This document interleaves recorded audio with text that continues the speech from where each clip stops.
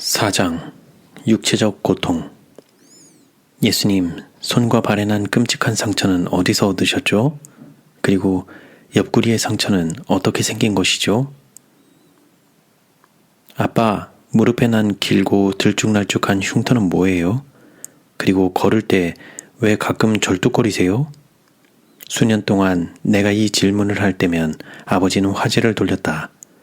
최근에야 아버지는 2차 대전 당시의 기억을 되살리며 이야기를 풀어놓았다.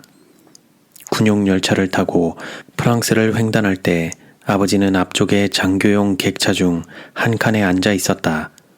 시설이 파손되어 기차는 미완공된 측면 선로로 기울게 됐다. 순간 일부 객차들이 아코디언처럼 함께 탈선되면서 눈에 보이는 모든 것을 파괴했고 아버지는 잔해에 다리가 깔렸다. 아버지가 탔던 객차에는 장교 30명 중 10명만 살아남았다. 의사는 아버지가 다시 걷지 못할 것이라고 말했다. 아버지의 상처와 끈기 있는 재활치료에 대해서 알면 알수록 아버지를 더 존경하게 됐다. 사랑하는 사람이 고통을 받으면 깊이 염려하는 것은 당연하다.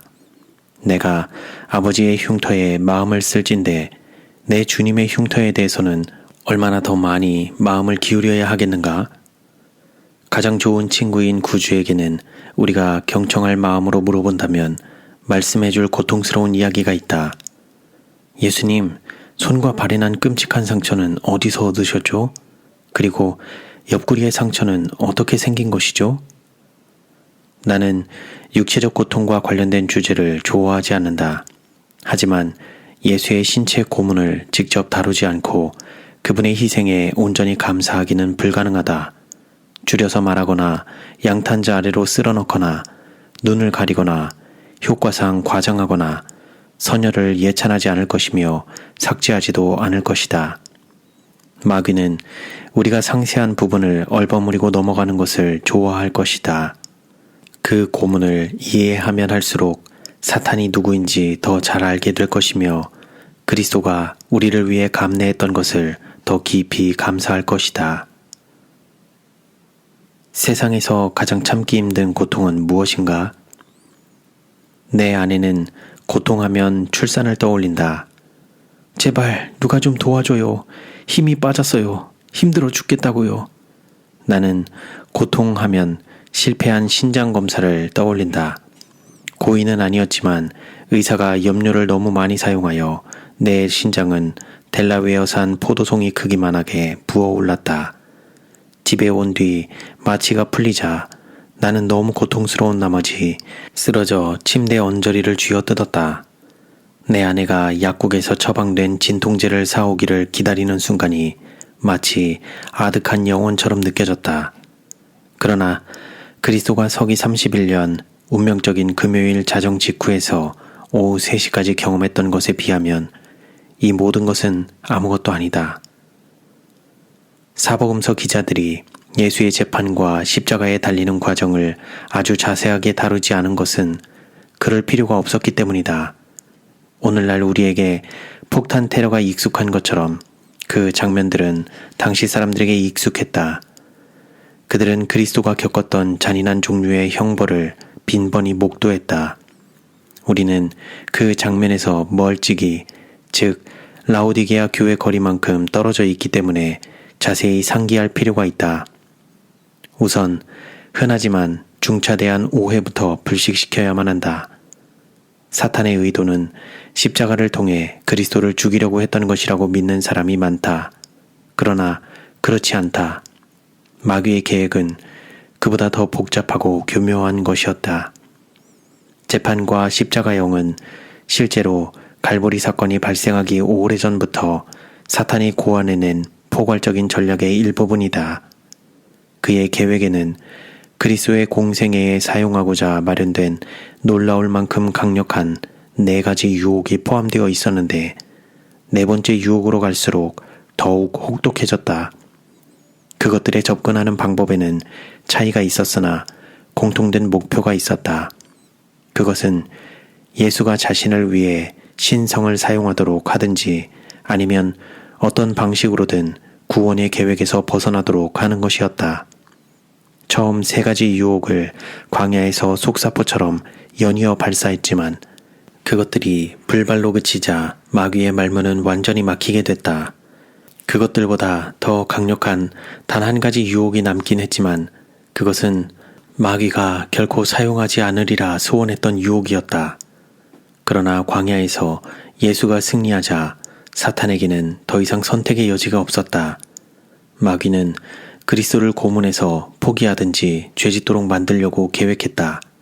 하지만 이것은 마귀에게도 심각한 위험 부담이 있는 계획이었다. 고문이 강할수록 그리스도가 죽을 확률이 높아질 것이기 때문이다. 사탄은 성경을 잘 알았기에 자기가 과하게 몰아친 나머지 실제로 그리스도를 죽이면 지켜보는 우주 거민 앞에서 스스로 살인자라는 정체를 드러내게 되어 궁극적인 멸망을 확정짓게 될 것임을 알았다. 그런데도 필사적으로 마귀는 극도로 강력하고도 위험천만한 계획을 감행하기로 선택했다. 가장 무서운 사형 도구인 십자가. 사탄은 자기의 목적을 달성하기 위해 당시 가장 끔찍한 고문 형태인 십자가형을 활용했다. 욕설이 난무하는 재판과 견디기 힘든 채찍질이 수반된 십자가형 선고 과정 전체는 범상치 않은 고통을 연장하기 위해 고안됐다. 사탄은 재판하는 동안 그리스도에게 굉장한 신체적, 정신적 고통을 더하므로 그분이 골고다에 가까이 이르기 전에 굴복하거나 포기하게 만들려고 했다. 그리고 희박하지만 구주가 죄를 짓지 않고 갈보리에 이른다면 십자가형 자체를 매우 겁에 질릴 정도로 잔인하게 집행하여 영적으로 예수를 확실하게 넘어뜨리려고 했다. 예언의 신에는 마귀의 목적이 요약되어 있다. 제사장들과 장로들은 저들 사탄과 그의 악한 사자들의 영향을 받아 인성으로는 견디기 어려운 방법으로 예수를 모욕하고 학대했다. 사탄은 이러한 조롱과 폭행이 하나님의 아들로 하여금 불평과 원망을 가지게 하거나 그분의 신성한 능력을 나타내사 무리의 소나귀에서 벗어나심으로써 그 구원의 계획이 실패하기를 바랐다.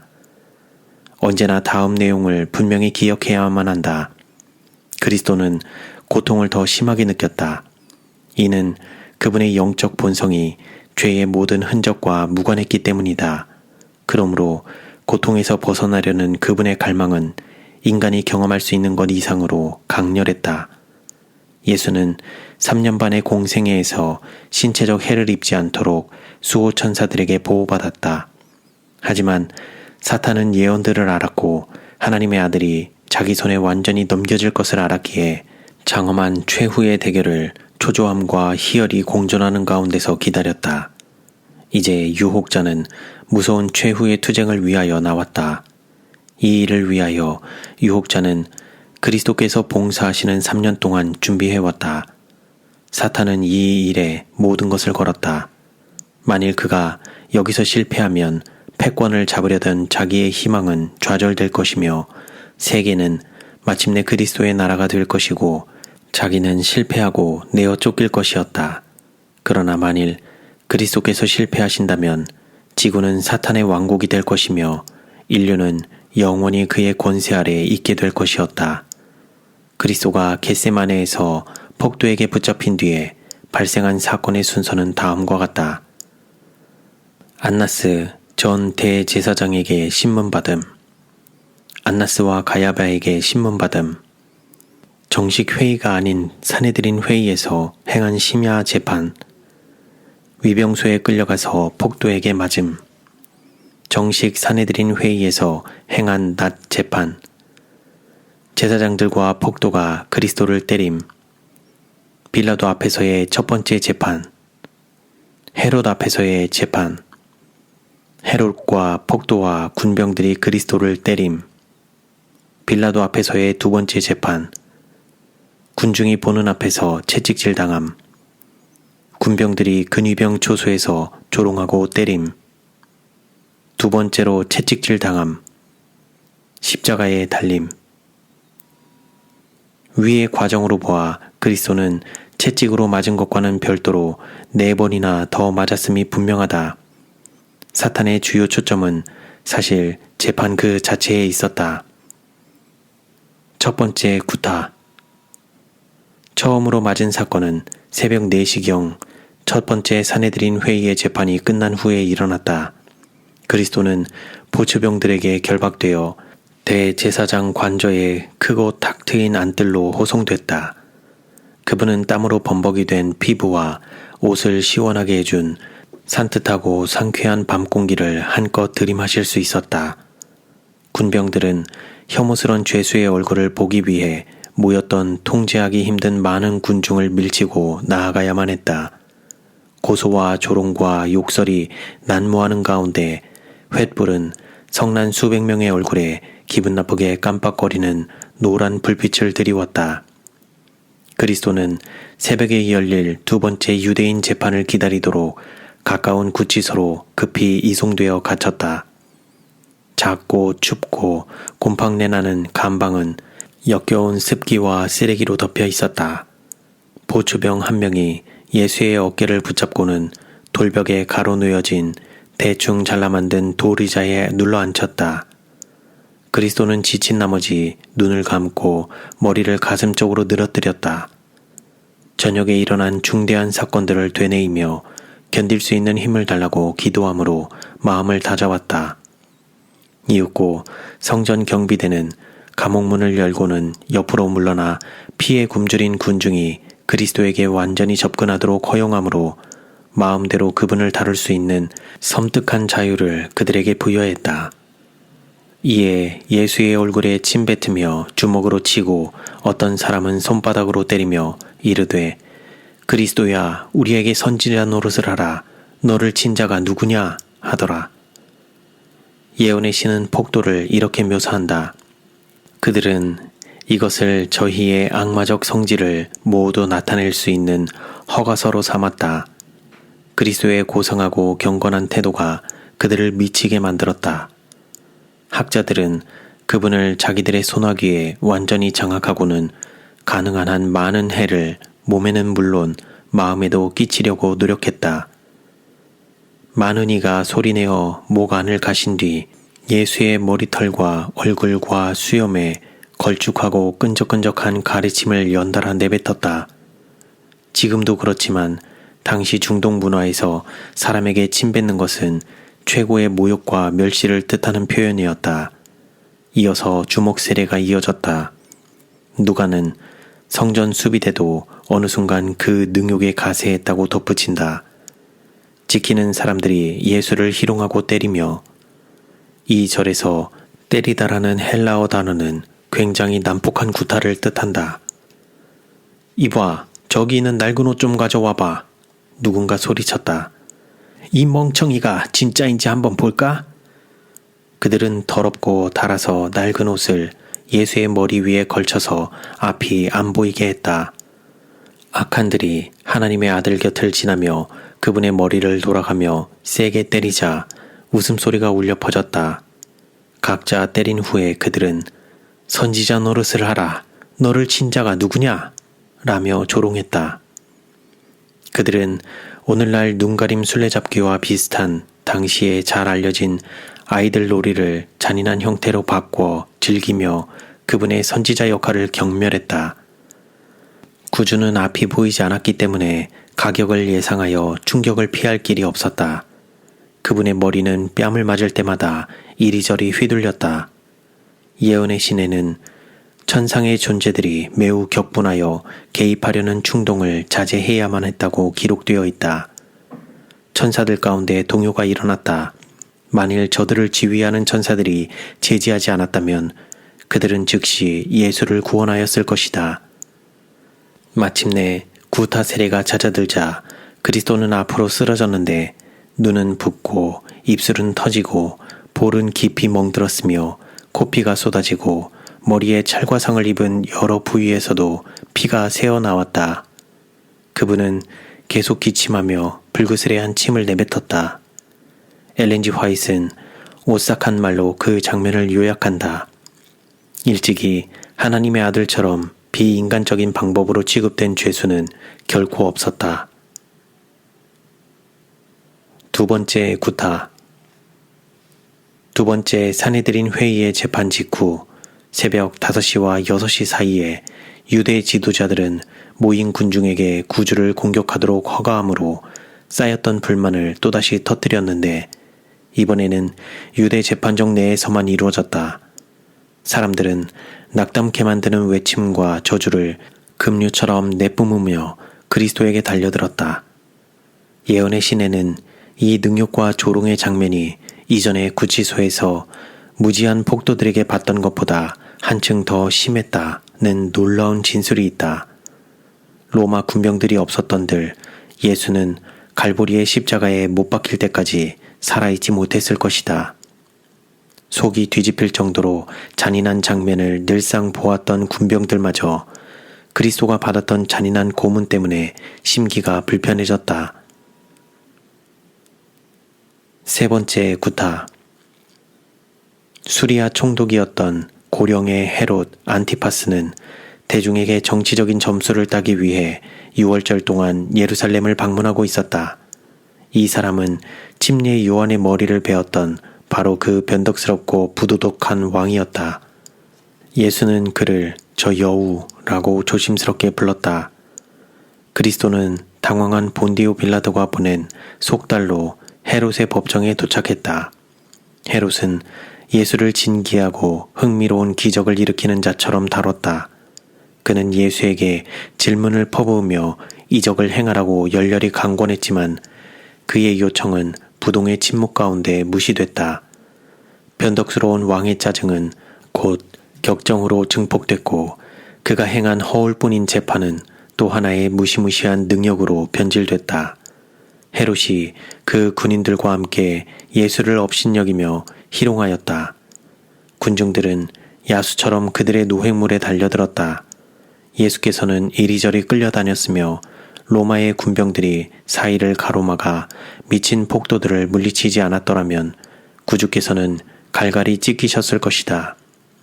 빛난 옷을 던져서 그리스도의 어깨에 걸치게 한 뒤 사람들은 경멸하며 그의 얼굴에 침을 뱉고 우스꽝스러운 왕에게 거짓으로 경배하려고 나와왔다. 우리는 예수가 힘없이 손을 올려 침을 닦아내는 마음 아프고도 애처로운 장면을 본다. 대적들의 난폭함과 극심한 고통 가운데 떨며 하나님의 어린 양은 180m 떨어진 빌라도의 재판정까지 다시 끌려갔다. 그 당시 그리스도는 피로 하여 비틀거렸으며 핏기가 사라졌고 부상당한 상태였다고 기록되어 있다. 실제로 하나님의 아들은 빌라도의 재판정에 다시 돌아오자 대리석 바닥에 지쳐 쓰러졌다. 그 당시 3번의 구타로 그리스도가 입은 상처의 정도는 온몸에 상처를 입었다고 생생하게 묘사한 엘렌 G. 화이트의 글을 통해 가늠해 볼 수 있다. 네 번째 구타. 십자가와 못을 구하러 간 사이에 로마 군병들은 그리스도가 유대인의 왕이라는 관념을 조롱하기 위해 그분을 법정의 뜰에 있는 병영으로 끌고 갔다. 이 구타는 끔찍하리만큼 호됐을 뿐 아니라 매우 고통스럽고 유해했음이 분명하다. 예수의 옷을 벗긴 후 그들은 통치자의 의복을 흉내내기 위해 군인들의 홍포를 그분에게 입혔다. 그들은 형식을 가장하여 날카로운 가시면류관을 예수의 머리에 눌러 씌우고 갈대를 홀로 삼아 그분의 손에 들렸다. 한 군병이 갈대를 낚아채며 가시면류관을 내려치자 예수의 머리 피부에 상처가 많이 나서 피가 흘러나왔다. 다른 군병들도 뒤를 이어 차례대로 하나님의 아들 주변을 돌며 춤추고 가시면류관을 내리쳤으며 피가 그분의 얼굴과 수염에 흘러내렸다. 이윽고 우리의 창조주의 볼과 턱과 귀와 목과 어깨는 여러 갈래의 진홍빛 선혈로 뒤덮였다.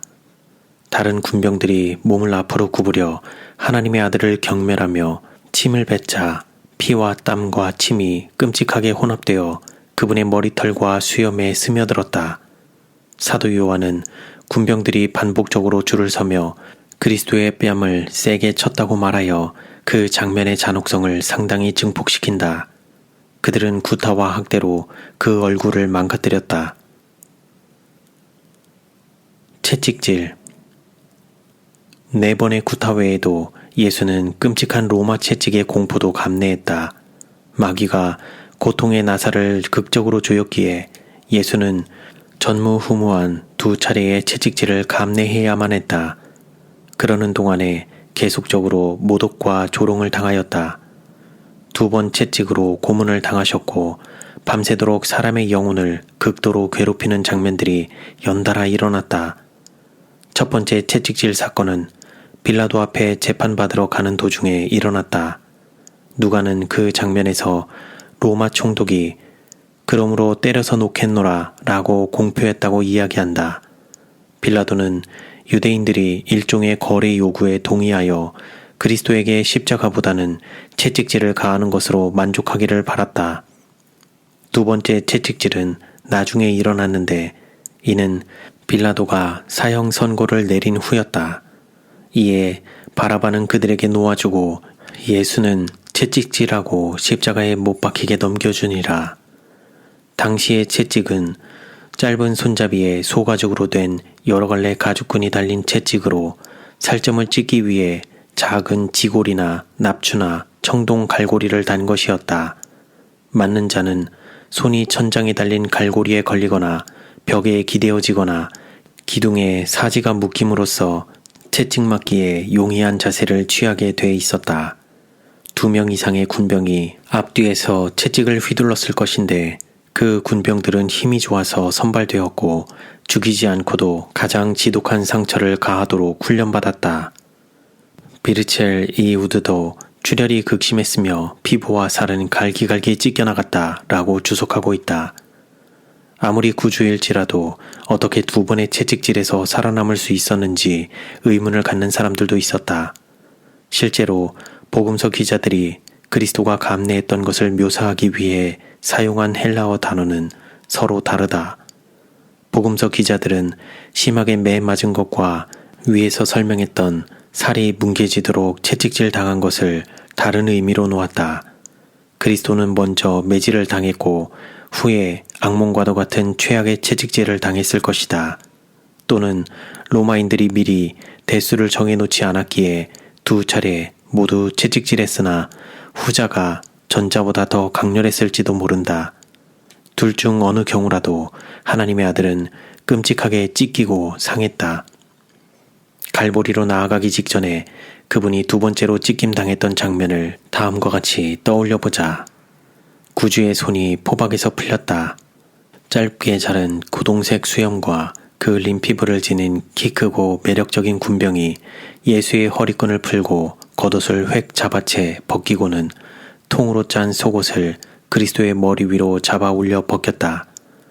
예수의 팔을 두꺼운 화강암 기둥을 감싸 안게 하여 손목을 묶은 뒤 그분의 몸을 매끄럽고 차가운 기둥에 바짝 붙여 끌어올렸다. 땀이 홍건한 예수의 피부는 어른거리는 불빛에 반짝거렸다. 그분의 근육은 윤곽이 뚜렷하고 단단했다. 극심한 채찍질로 위독한 상태에 처한 예수. 신호가 나자 야비하게 생긴 노련한 2 군병이 으스대며 다가왔다. 날카롭게 찰싹거리는 가죽끈 소리가 온 방 안에 울려 퍼졌다. 2 군병은 예수의 양편에 자리를 잡고 채찍을 옆으로 가져간 뒤 희생자의 내면에 공포를 극대화하고자 잠시 멈췄다. 구주는 입술을 오므리고 입을 꽉 다물었다. 그분은 고통의 도구를 잠시 쳐다본 뒤 눈을 꼭 감으며 첫 번째 가격에 대비했다. 군병들은 자기들이 얼마나 빨리 희생자가 무릎을 꿇게 만들 수 있는지, 얼마나 일찍 피가 몸통과 화강암의 틈새를 따라 흘러내리게 만들 수 있는지를 떠벌렸다. 왼쪽에 있던 군병이 채찍을 머리 뒤편으로 제낀 뒤 잠시 붙잡고 있었다. 그들은 잘 훈련되고 조정된 순서로 희생자의 피부, 근육, 건, 신경, 혈관에 공격을 차례대로 가할 것이었다. 그들의 직업을 보노라면 숙련된 도살업자의 움직임이 떠오른다. 그 군병이 한 발을 앞으로 내밀며 몸의 무게를 가격에 전부 실어 내리치자 굉장한 힘이 가해졌다. 가죽끈을 따라 제멋대로 박힌 철구가 구주의 어깨뼈와 척추뼈, 돌출부에 찰싹하며 부딪히자 그분의 몸은 전율한 뒤 마치 태아의 자세로 굽히려는 듯 몸이 굽어졌다. 채찍의 갈고리들은 예수의 등에 깊숙이 박히면서 살을 찢었고 이어지는 무정한 가격을 위해 획 잡아당겨질 때 피부와 근육 조각을 파내었다. 그리스도는 고통스러워 신음했다. 벌써 피가 흘러내렸다. 한 번의 가격만으로도 우리는 채찍질을 몇 대 당해도 바늘로 꿰매기 위해 응급실로 실려가야 할 것이다. 20대나 30대까지 맞는다면 중환자실로 후송될 것이다. 마지막 가격을 당하기 전에 죽는 사람도 많을 것이다. 장관 플라쿠스의 명령에 의해 채찍질 당했던 알렉산드리아의 수많은 유대인은 처벌받는 중에 죽었고 나머지 사람들은 오랜 기간 불구로 지낸 후에야 겨우 회복됐다. 요세푸스는 갈릴리의 타리체에 내장이 보일 때까지 채찍질 당했던 대적들이 있었다고 기록한다. 심한 채찍질로 인해 극심한 고통을 느끼고 상당량의 피를 흘린 예수는 마비 직전 상태에 처했을 것이다.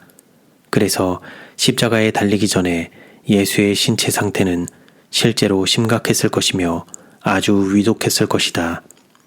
금요일 새벽에 받은 여러 고문에 축적된 영향으로 인해 극심한 타격이 그분에게 끼쳐졌음에 틀림없다. 십자가의 달림. 군병들은 이제 그리스도를 폭동 주모자와 노예와 극악한 범죄자에게 배정된 사형에 처하기 위해 준비를 서둘렀다. 로마인들은 다른 문화권에서 차용한 십자가형을 격렬한 고문을 서서히 가하면서 최대한의 고통과 고초를 주는 도구로 널리 사용하도록 개량했다.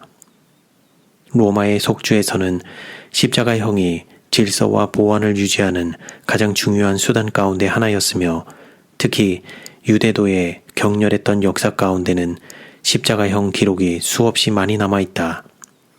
예루살렘이 포위되었을 동안 AD 70년 500명 이상의 유대인 죄수들이 성읍 앞에서 빈자리만 생기면 매일 십자가에 처형되어 결국 십자가를 만들 나무와 그것을 세울 장소가 부족하게 됐다. 영어 단어 excruciating, 몹시 괴로운이라는 뜻은 십자가에서라는 뜻의 라틴어에서 파생한 것이다. 십자가상에서 예수는 우리 죄의 무게에 눌려 받는 영적인 고통이 너무 극심하여 육체적 고통을 거의 느낄 수 없었다. 하지만 그 이야기는 우선 정오부터 오후 3시까지에 해당되는 것이고 그 전에 그분은 마귀가 퍼부는 무서운 신체적 고문의 모든 무게를 체감했다. 약 34kg에서 56kg 나가는 십자가의 가로장이 구주의 상처나고 뭉그러진 어깨 위에 올려졌다. 그분은 거의 걷지 못했기에 갈보리로 가는 도중 겨우 몇 미터 비틀거리며 가다가 결국 무거운 무게에 눌려 땅에 넘어지고 말았다. 팔이 나무에 묶여 있었기 때문에 그분은 손을 짚고 일어서지도 못했다. 그분의 머리가 먼저 자갈에 부딪히면서 어깨와 무릎도 부딪혀 심하게 긁혔다. 다리에 채찍을 맞은 뒤 그분은 힘을 내어 몇 걸음 더 비틀거리며 걸어갔지만 몸이 흔들렸고 균형을 잡으려고 반대편으로 몸을 기울였다가 마지막으로 땅에 힘없이 넘어졌다. 죽음을 매일 목도했던 직업군인들은 그분의 상태를 살펴보기 위해 몸을 굽혔는데 처음에는 그분이 죽었다고 판단했다. 그분은 기운을 차리긴 했지만 피를 많이 흘렸고 끊임없이 외상을 입었기에 십자가를 짊어질 상태가 아니었다. 구레네 시몬이 징발됐고 애처로운 행렬은 다시 움직이기 시작했다. 훗날 구주의 여정을 거슬러 가는 것은 어렵지 않았을 것인데 이는 걸음걸음마다 그리스도의 상처에서 흘러내린 피가 있었기 때문이다. 십자가 처형 장소에서 그리스도는 완전히 벌거벗겨졌다. 성탄절 구매가 한창인 뉴욕시 중심가에서 6시간 동안 나체로 서 있는 당신 모습을 상상해보라. 군병들은 그분을 땅에 밀어눕혀 팔을 십자가 위에 놓은 뒤 굵기가 1cm나 되는 대못을 양 손목에 박았다. 중추신경에 가해진 충격과 손상으로 인해 맹렬한 고통이 몇 시간 동안 찍혀진 그분의 팔에 지속적으로 전달됐을 것이다. 발도 십자가에 놓여져 똑바로 된 양발에 각각 못이 박혔거나 양 다리를 한 방향으로 돌린 뒤 양발의 뒤꿈치 위쪽을 관통하여 못이 박혔다. 하늘의 왕이 가장 잔인한 대접을 받고 치욕을 당함. 강도들은 저항하고 몸부림쳤으며 그들의 저주와 고통의 비명은 대기를 갈랐다. 그리스도는 절규하지 않고 유순하게 순복했지만 땀으로 범벅이 됐고 매번 망치가 내려쳐진 후에는 저절로 경련이 일어나 몸이 떨렸다. 그분이 하늘을 올려다보며 용서의 기도를 읊조린 것은 바로 대못이 박혀 들어가고 있을 때였다. 아버지여, 저희를 사하여 주옵소서. 쿵. 자기의 하는 것을 쿵. 알지 못함이니이다. 무심한 여러 군병이 그분과 십자가를 거칠게 들어 갑자기 십자가 위치에 난폭하게 내리꽂자 예수는 이를 악물며 눈을 둥그렇게 떴다. 파낸 구멍에 쿵 하는 소리와 함께 박히면서 마침내 십자가가 세워지자 그분의 손목에 난 상처는 크게 벌어졌고 살을 찢는 맹렬한 고통이 경련을 일으켰다. 피는 4번 구타당한 곳과 채찍질로 난도질당한 살 구석구석과 가시면류관으로 생긴 상처와 못으로 인해 생긴 상처에서 계속해서 흘러나왔다. 그리스도는 피범벅이었다. 날짐승들이 달려들어서는 기어오르며 살점을 뜯었다. 이 장면은 중세시대에 청결하게 그려진 십자가형 그림과는 전혀 닮지 않았다. 군병의 부수입 중 하나는 사형수의 옷을 챙기는 것이었는데 이는 자기의 옷장에 옷을 더하는 나눠먹기식 제도의 일종이었다. 그리스도의 옷이 십자가에서 약 5m 떨어진 헝클어지고 피 묻은 옷더미 가운데 놓여 있었다. 하나님의 아들을 못 박고 똑바로 고정한 후 보초병들은 물품을 분배하기 위해 둘러앉았다. 그리스도와 동행했던 군병은 4명이었지만 옷은 5벌이었기에 분배하는 데 골치 아픈 문제가 생겼다. 그동안 연달아 3번이나 쓸만한 거 하나 못 건졌어. 이번에야말로 뭔가 좀 좋은 거. 여기 이런 속옷 같은 걸 가져가야겠어. 노련한 군병이 자세하게 살펴보기 위해 속옷을 들어 올렸다. 아이, 재수없게도 온통 피천지구먼. 이거 씻어내기가 만만치 않겠는걸. 그거 놔두고 다른 것부터 먼저 처리하지. 담당 장교가 충고했다. 누구 머리덮개 원하는 사람? 허리끈과 신발은 어떤가? 그들이 통으로 짠 속옷의 새로운 주인을 정할 때는 매우 거친 언쟁이 야기되어 제비를 뽑아 문제를 해결해야만 했다.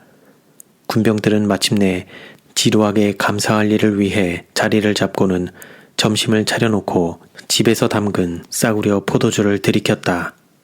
갑자기 그들 중 한 명이 무릎을 탁 치며 외쳤다. 어이 봐, 우리 너무한 거 아니야? 우리는 이 아래서 조촐한 잔치를 벌이면서 가장 고귀한 손님이신 왕에게는 아무것도 대접하지 않았잖아. 좀 더 존경을 표해야 하지 않겠어? 그 군병은 일어나 정면으로 그리스도에게 다가가더니 자기의 포도주 잔을 들어 건배했다. 당신을 위해, 당신의 천재성과 허울뿐인 지도력을 위해, 그리고 뭐더라? 그래, 당신의 짧지만 빛난 통치를 위해. 자, 포도주 좀 마실라우? 손을 뻗어 잡아보시오.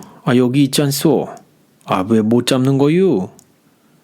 그 군병은 예수의 얼굴 앞 90cm 혹은 120cm 떨어진 곳에서 잔을 몇 초간 흔들고 웃은 뒤 빈정대며 시간 다 됐어 라고 말하고는 내용물을 땅에 부어버렸다. 군중 역시 조롱에 가담했다. 네가 유대인의 왕이라면 십자가에서 내려와서 내 하나님이 정말 로마보다 강한지 모여봐라. 그것은 사실 사탄의 목소리였는데 이는 구주로 하여금 하늘의 계획을 포기하도록 하려는 필사적인 마지막 시도였다. 하늘과 땅 사이에 매달려 있으면서 우주의 주인은 다음과 같은 고통들을 느꼈다. 대못으로 세세한 신경이 파괴되는 고통, 멈추지 않는 경련의 고통, 오랫동안 끌려다니며 당한 연장된 고통, 숨이 가빠지며 서서히 질식하는 고통, 피 흘리며 심장과 머리에 느낀 고통, 고통 가운데 서 있어야 했으므로 느낀 다리와 발의 고통, 채찍질 당한 등살이 십자가의 거친 나뭇결에 닿음으로 느끼는 고통, 해결할 길 없는 목마름과 열병의 고통, 십자가 외에는 해결할 길 없는 죄의 고통. 말씀하기에 충분한 양의 공기를 들이마시기 위해 그리스도는 발을 누르고 몸을 위로 들어서 명치의 압박감을 경감시켜야만 했다. 결과적으로 그분은 짧은 문장으로 극심한 고초를 표현했다. 뜨겁게 내리쬐는 중동지방의 태양으로 인해 이 3명의 탈수한 희생자들은 계속하여 그을렸다. 이때 예수는 가까이 있는 군병에게 눈짓하며 혀로는 내가 목마르다 라는 말을 내뱉기 위해 물길을 찾았다. 영원히 이 언덕 위에서 6시간으로 요약됐는데 그 언덕은 아이들이 놀지 못하는 곳, 방문객들이 돌아다니면 안 되는 곳, 사형수의 유족들이 있는데 수십 년이 걸리는 사건이 벌어지는 곳이었다. 예수의 생명력은 거의 소진됐다. 고통스럽지만 마지막 힘을 다해 그분은 다시 못 박힌 발을 딛고 몸을 일으켜 언덕들을 바라보며 다 이루었다 라고 소리쳤다. 그리고 그분은 머리를 숙이고 운명했다. 오 하나님, 빛이 있으라고 말씀하사 빛이 있게 하셨던 하나님, 아드님은 참 빛이시여 세상에 처한 모든 인간에게 빛을 비추시나이다. 이제 우리에게도 빛을 비춰주셔서 아드님을 보게 하여 주시고 그분을 바라봄으로 그분처럼 자라나게 하소서.